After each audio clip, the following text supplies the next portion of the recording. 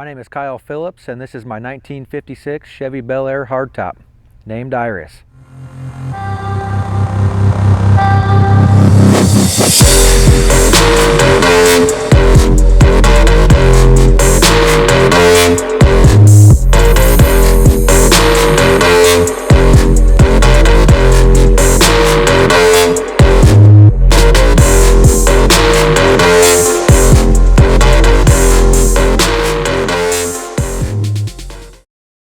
So I have owned this car since my sophomore year in high school.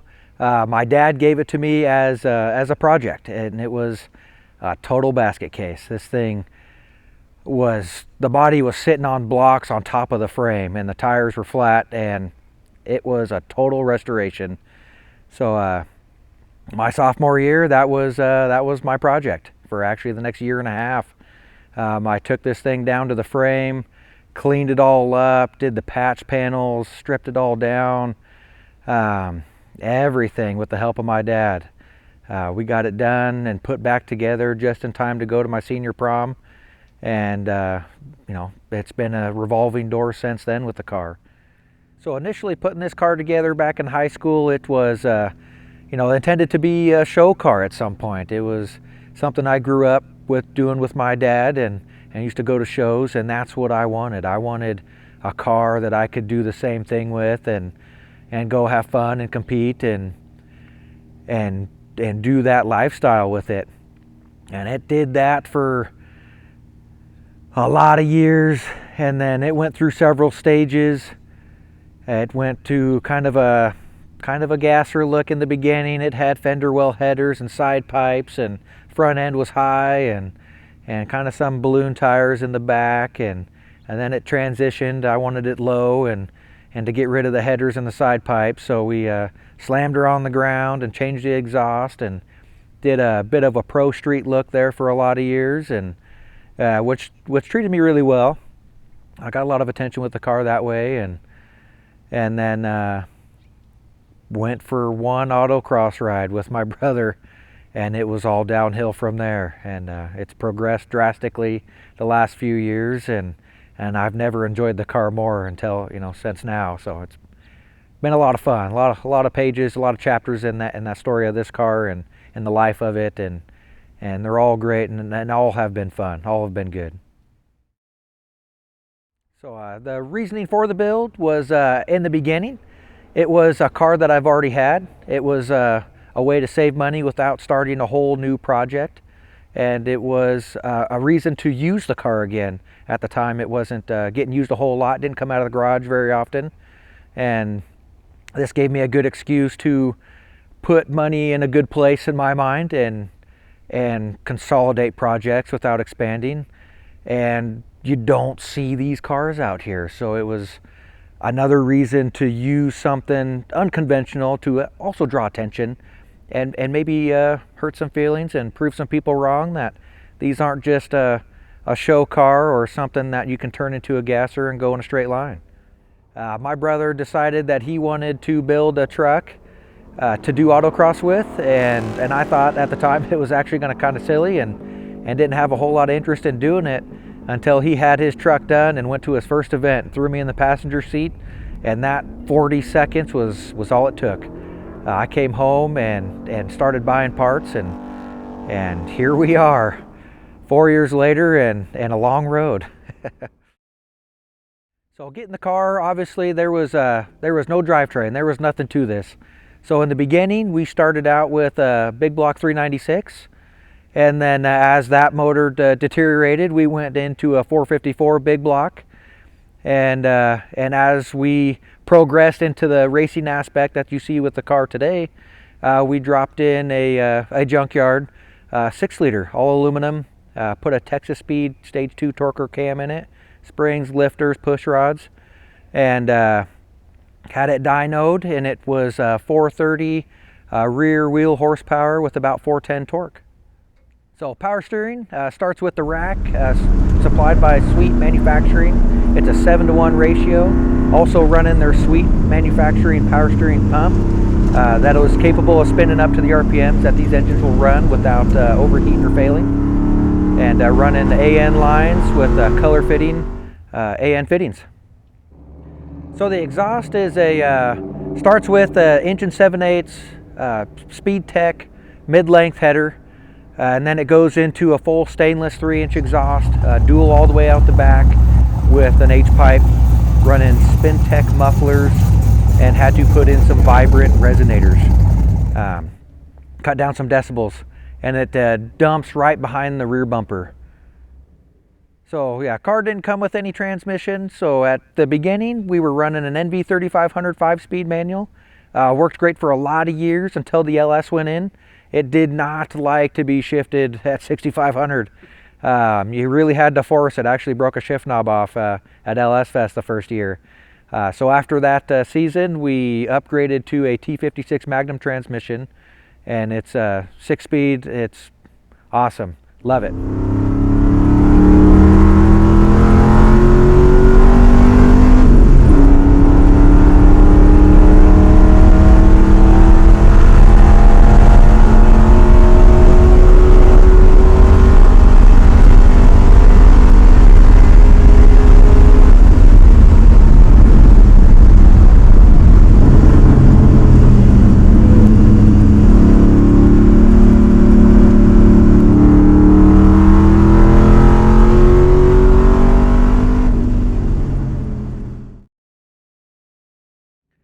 So starting racing, I had the factory chassis in here for a few years before upgrading. Had a lot of stuff done to it to make it perform as well as we could. We did Viking hybrid coilover setup in the front, did SPC upper control arms to get camber and caster adjustability, tubular lower control arms, custom built front sway bar with lowering brackets to make sure it tucked in the frame to fit the big 315s that I was still able to do with the factory chassis. It rubbed a little bit, but it worked. And then in the back, where I was still actually running leaf springs, had traction bars, had inner frame kits to help stiffen the chassis up, and with Ritech shocks in the back. One of the biggest improvements that I had with the factory chassis was putting a cage in it, and a 6-point putting arms out in the front, center, and all the way into the trunk. Was a great improvement for that chassis. It really worked well after that, but it really has nothing on this Speedtech one. This is just mind-blowing. It is day and night. It is so impressive on what this car has changed from everything that I did to the factory one. Truly impressive. It's jumping into a modern sports car. Front suspension on the car is the Extreme setup from Speedtech. It's got JRI coilovers with special valving, running 550 spring rates with an adjustable sway bar.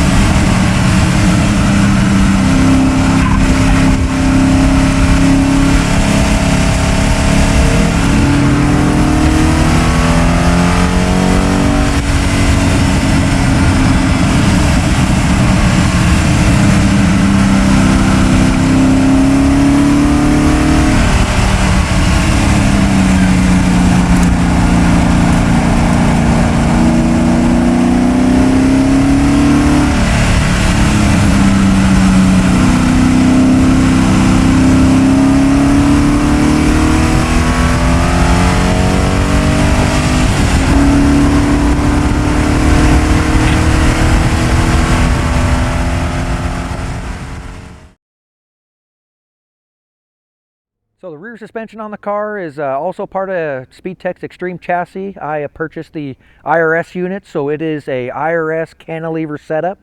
Also on JRIs, running the special valving and 550 spring rates with an adjustable spline sway bar as well.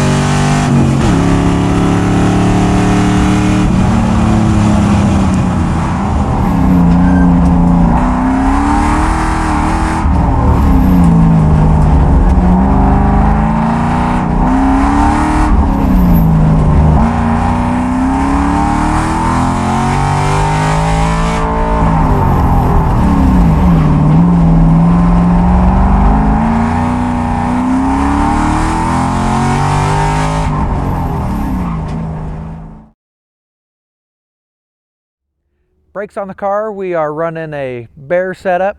It's got 6-piston XTR calipers on the front, upgraded the rotors and the pads to an endurance pad. They're 14-inch. Same with the back, 6-piston, 14-inch rotor, upgraded rotors and pads.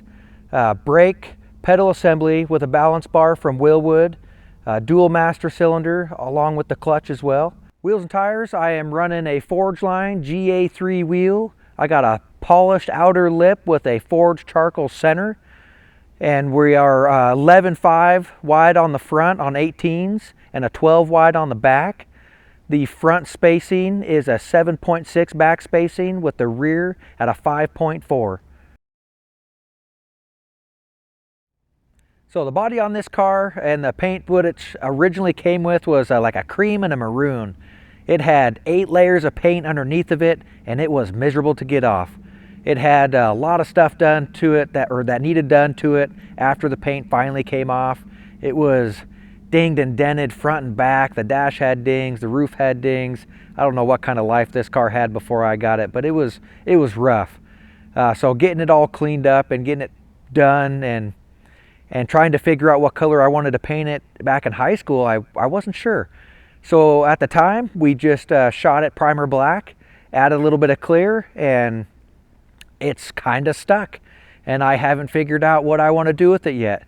Every time I think about painting the car and start choosing colors, the car will be out and somebody will comment on it, on how well it looks and the combination of the gloss and the flat and how much they love it. So it's still the same 14 years later. So body mods to the car. We'll start with the front bumpers. Both front and back were detasseled, smoothed out, recessed back into the car as far as possible, and likewise with the rear one, as close to the back as possible. Did custom hood vents to scavenge heat and create less lift. And then to fit the Speedtech chassis, we did a new firewall, tunnel front to back. The rear seating area floor was redone, the entire trunk, mini tubs, and inner fender wells on the front. So interior of the car, the dash, I am running a Race Pack Street, IQ Street. Gives me all my vitals. I got a GPS speedometer built into it. Really enjoy that dash. Steering column is a GM style steering column. It is 2 inches longer, and I have lowered it 1.75 inches to bring it down and closer to me, with the seats being mounted directly to the floor to try to accomplish the best roll center and center of gravity possible. And then I integrated or wired in a kill switch and a starter button that I can reach fully buckled in. With the seats the way they are and how far away from the dash they are, I physically can't reach the key all buckled in. So if something happened and like my buddy Josh, his throttle stuck, and that was the push to install that system. And then door panels, I built all aluminum door panels to keep the weight down and just have a nice clean look in there. Rear seat is no longer in the car.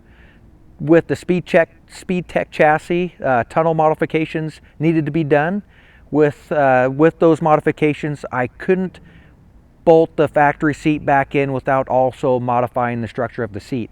So I decided to leave the seat out, and instead I incorporated a little peek-through window to look at the cantilever suspension.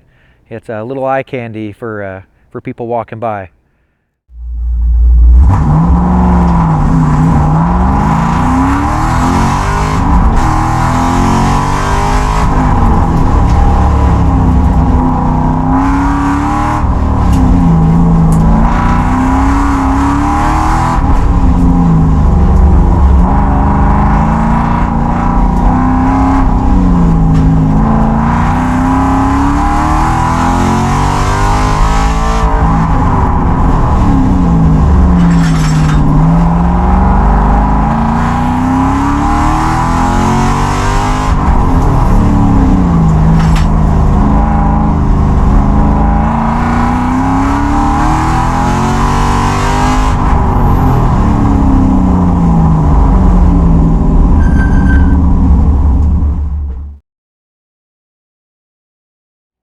So looking back, if I would change anything, I don't think I would change a thing. It was a great learning curve. I learned so much adapting and changing the stock chassis, and then also installing this one and doing all the work and the fab work that went with it, and setting this one up, and likewise with the factory one, setting that one up and tweaking stuff. I don't think I would change a thing. The whole adventure has been great. The only thing that maybe you might consider is bite the bullet and do it right the first time, and you might save a little money. But it's been great. So future modifications and upgrades. A motor is going to be in its future, or at least more power. I haven't figured out exactly what road I am going down. Money's going to play a big part in that. And then paint. At some point, the car will be painted again. The color and scheme, you might have to wait for. So I love this car for the sentimental fact that I've had this car since high school. I went to my prom in it. I take my kids in it. We go to the store. We do local car shows. And the feedback that I get from people and fans, really. I haven't had really hardly any criticism with this car. Everybody likes seeing it. They like watching it rip on the course, and it's just awesome. I love this car and the attention that it gets, and the people also enjoy it as much or more than I do. It's just something special. Really, really like it.